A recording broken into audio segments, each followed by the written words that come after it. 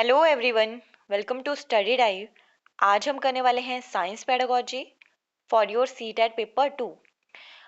इससे पहले हमने साइंस पेडागोजी का जो सिलेबस है वो अच्छे से डिस्कस किया है। अगर आप लोगों ने वो वाली वीडियोस देखी होंगी तो इजीली आप इन सारे क्वेश्चंस के आंसर कर सकते हो। जो क्वेश्चंस हैं वो प्रीवियस ईयर्स से लिए गए हैं, तो हो सकता है आप में से बहुत सारे लोगों को ये क्वेश्चंस आते हों। फर्स्ट क्वेश्चन है, which one of the following is not true of the nature of science. हमें बताना है कि कौन सी ऑप्शन गलत है साइंस के नेचर के बारे में। तो नेचर ऑफ साइंस अच्छे से हमने डिस्कस किया था हमारे पेडागोजी वाली वीडियो में। तो चलिए देखते हैं आपको कितना नॉलेज है इसके बारे में। फर्स्ट ऑप्शन है, science is always tentative. Second one is, science promotes scepticism. Science is process of constructing knowledge. या science is static in nature. जो साइंस है उसके नेचर के बारे में हमने क्या चीज पढ़ी थी कि जो साइंस है वो हमेशा कैसी होती है, टेंटेटिव होती है। ये ससेप्टिज्म को प्रमोट करती है और साथ में क्या है, ये नॉलेज को कंस्ट्रक्ट करती है।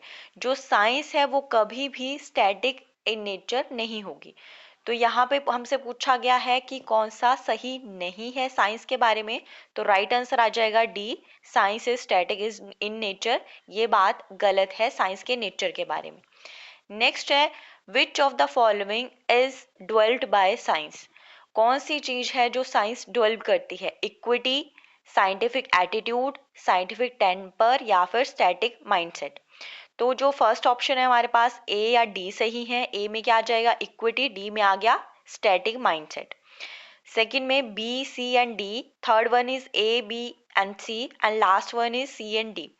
तो जो साइंस है वो इक्विटी को डेवलप करती है, साइंटिफिक एटीट्यूड को बढ़ाती है, साइंटिफिक टेम्पर को बढ़ाती है। जो चीज नहीं साइंस डेवलप करती है वो क्या आ जाएगा हमारा, स्टैटिक माइंडसेट। लास्ट वाला क्वेश्चन भी कुछ इसी तरह का था। तो यहाँ से हमें पता चलता है कि ए, बी एंड सी ऑप्शन सही है। इसलिए हमारा जो राइट आंसर आ जाएगा वो आ जाएगा ऑप्शन नंबर 3। नेक्स्ट है, the role of science teacher should be to. जो एक साइंस टीचर है, विज्ञान के टीचर का क्या रोल होना चाहिए। Provide rich variety of learning experiences to learners. Provide a product-based teaching learning environment to learners. Guide learners to practice the memorization of the creative ideas. या encourage all learners to frame questions of high cognitive abilities. तो जो role है एक science teacher का, इसे भी हमने अच्छे से डिस्कस किया था। एक साइंस टीचर कैसा होना चाहिए कि वो लर्नर को एक अच्छा इन्वायरमेंट प्रोवाइड करवाए, उनका जो लर्निंग एक्सपीरियंस हो वो बेहतर हो। ठीक है, ये सारी चीजें होनी चाहिए। ना कि टीचर ऐसा होना चाहिए जो बच्चे को रटने की प्रक्रिया के लिए ज्यादा प्रोत्साहित करे, या फिर बच्चे से यही एक्सपेक्ट करे कि बच्चा बहुत ही हाई कोग्निटिव एबिलिटीज वाले क्वेश्चंस पूछे। या हमेशा टीचिंग कैसी प्रोडक्ट बेस्ड भी नहीं होनी चाहिए। तो राइट आंसर क्या आ जाएगा, ए। टीचर कैसा होना चाहिए, provide rich variety of learning experience to learners. Next है, एज पर एनसीएफ 2005।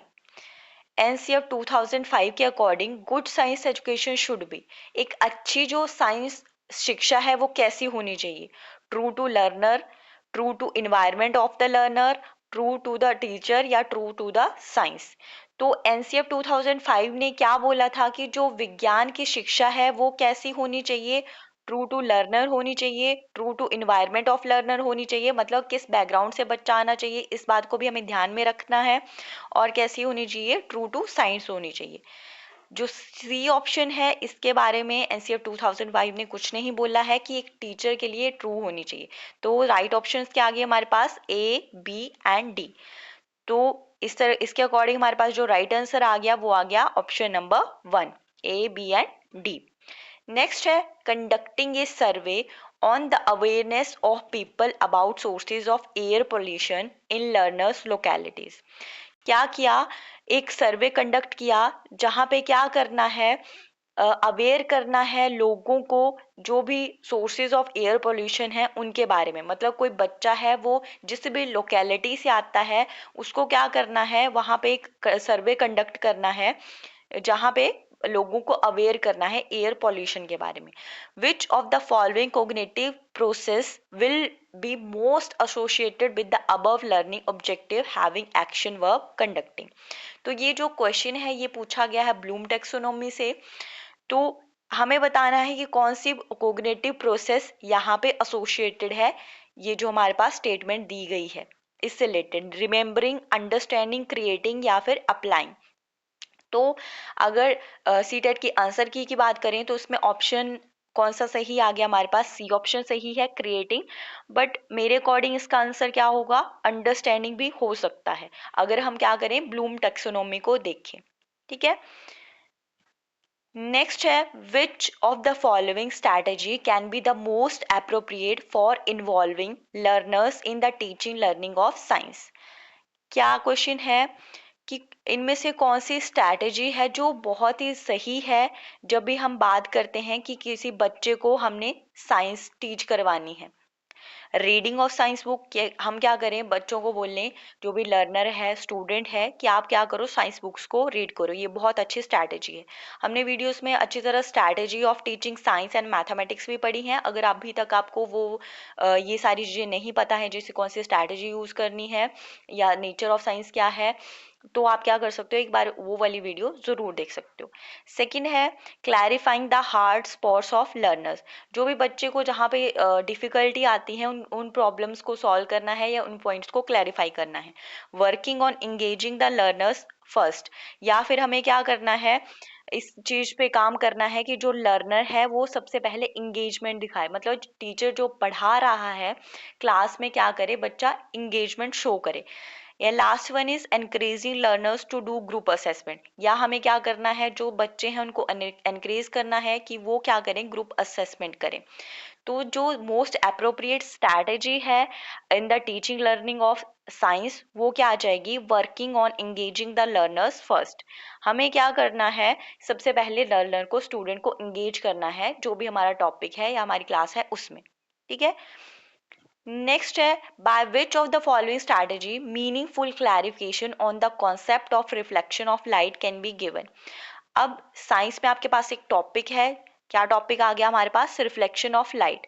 अगर एज ए टीचर आपको क्या करना है, बच्चों को ये टॉपिक को पढ़ाना है, तो कौन सा सबसे सही तरीका होगा इस रिफ्लेक्शन ऑफ लाइट को क्लैरिफाई करने का। Animated video on the concept, आप क्या करो, क्लास में एनिमेटेड वीडियो दिखाओ बच्चों को, या chart showing the reflection of light, या आप एक चार्ट बना के लाओ जहाँ पे रिफ्लेक्शन ऑफ लाइट शो हो रही है, मतलब आपने एक डायग्राम बनाया है। या थर्ड है, observing reflection of light on white paper screen by the learners and drawing conclusion, या क्या करें, जो बच्चे हैं वो एक वाइट पेपर स्क्रीन पे जो भी रिफ्लेक्शन ऑफ लाइट है उसको ऑब्जर्व करें और उसके बाद कंक्लूजन ड्रॉ करें किसके क्या क्या रिजल्ट आए। Last one is asking closed ended question related to the concept, या फिर आप क्या करें, क्लोज एंडेड क्वेश्चन पूछें। क्लोज एंडेड और ओपन एंडेड क्वेश्चंस का आपको नहीं नॉलेज है तो एक बार बता देती हूँ। क्लोज एंडेड क्वेश्चन किस तरह से होते हैं, जैसे यस और नो हो गया, ट्रू एंड फॉल्स, या फिर मल्टीपल चॉइस क्वेश्चंस आ गए, मतलब उसमें एक ही आंसर क्या होगा, सही होगा। और ओपन एंडेड क्वेश्चन कौन से होते हैं, जैसे कि आपको कुछ एक्सप्लेन करना है, ये सारी चीजें जिसमें आप मतलब जो लर्नर है या स्टूडेंट है अपनी मर्जी के अकॉर्डिंग आंसर को मॉडिफाई कर सकता है, और जितने उसके वर्ड्स हैं या फिर मतलब उसमें कोई लिमिट नहीं होगी, उसको क्या बोलेंगे हम, ओपन एंडेड क्वेश्चन। तो एक कौन सा सही तरीका है इस कॉन्सेप्ट को क्लियर करने का, रिफ्लेक्शन ऑफ लाइट को, कि जो टीचर है वो क्या करे, बच्चों को किस तरीके से पढ़ाए कि बच्चे ऑब्जर्व करें रिफ्लेक्शन ऑफ लाइट को ऑन वाइट पेपर स्क्रीन और उसके बाद कंक्लूजन्स को ड्रॉ करें। तो राइट आंसर आ गया सी। नेक्स्ट है, why are field trips important in science. जो फील्ड ट्रिप्स होते हैं वो क्यों इम्पोर्टेंट है साइंस में। अब हम क्या बोलते हैं कि कई बार बच्चों को स्कूल कहीं ट्रिप पे लेके जाता है, जैसे साइंस ट्रिप हो गया, तो क्यों इम्पॉर्टेंट है ये साइंस ट्रिप्स या फील्ड ट्रिप्स, क्योंकि ये प्रोवाइड करते हैं hands on experience to the learner, it is easy to conduct, third one is it collects the information of science, और last one is it develops habit of hard work among learners. तो ये जो field trips हैं ये इसलिए important है क्योंकि ये हैंड्स ऑन एक्सपीरियंस देते हैं लर्नर को। ठीक है, राइट आंसर आ गया ए। नेक्स्ट है which of the following tool is for learner centred assessment. कौन सा टूल है जो क्या है लर्नर सेंटर असेसमेंट से रिलेटेड है? Portfolio, concept mapping, paper pencil test या फिर जर्नल राइटिंग। तो लर्नर सेंटर असेसमेंट में क्या चीज़ें आ जाएंगी? पोर्टफोलियो इंपॉर्टेंट है, कॉन्सेप्ट मैपिंग इंपॉर्टेंट है, जर्नल राइटिंग।